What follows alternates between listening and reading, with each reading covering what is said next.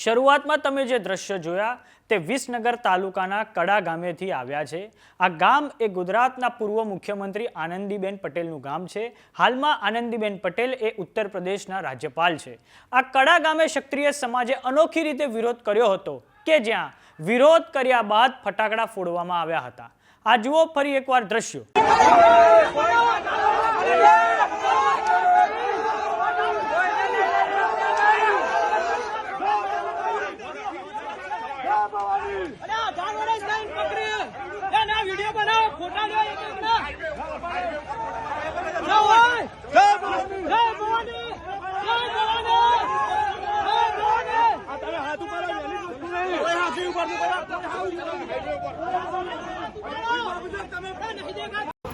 BJP bike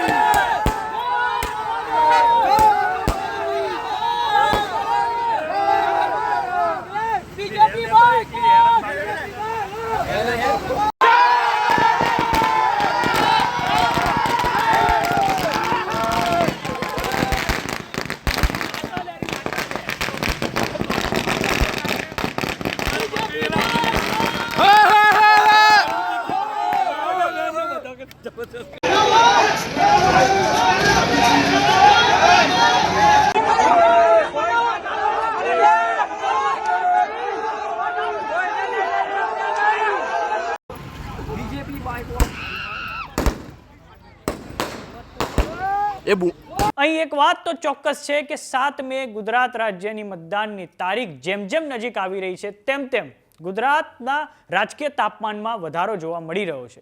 1 મે ગુજરાત રાજ્યના સ્થાપના દિવસથી પીએમ મોદી બનાસકાંઠાથી ગુજરાતમાં જાહેર સભાઓ ગજવશે। તેઓ માત્ર 2 જ દિવસ ગુજરાતમાં છે, 1 મે અને 2 મે। તો હવે જોવાનું એ છે કે પીએમ મોદીની આ જાહેર સભાઓ ક્ષત્રિય સમાજનો વિરોધ શાંત કરી શકશે કે કેમ। કારણ કે ક્ષત્રિય સમાજના આ આક્રમક વિરોધના દ્રશ્યો માત્ર રાજકોટ સિવાય કે જ્યાંથી પુરુષોત્તમ રૂપાલા સ્વયં ચૂંટણી લડી રહ્યા છે તે સિવાય બધેથી સામે આવી રહ્યા છે અને ભારતીય જનતા પાર્ટીના ઉમેદવારોએ ઠેર ઠેર ઉગ્ર વિરોધનો સામનો કરવો પડ્યો છે। તો આવી જ રસપ્રદ માહિતી માટે જોતા રહો જમાવટ। જો તમે અમને યુટ્યુબ પર જોઈ રહ્યા તો સબસ્ક્રાઇબ કરો, જો તમે અમને ઇન્સ્ટાગ્રામ અને ફેસબુક પર જોઈ રહ્યા તો ફોલો કરો। ઉપરાંત તમારી એન્ડ્રોઈડ અને એપલની એપ આવી ગઈ છે, ડાઉનલોડ કરવાનું ભૂલતા નહીં। નમસ્કાર।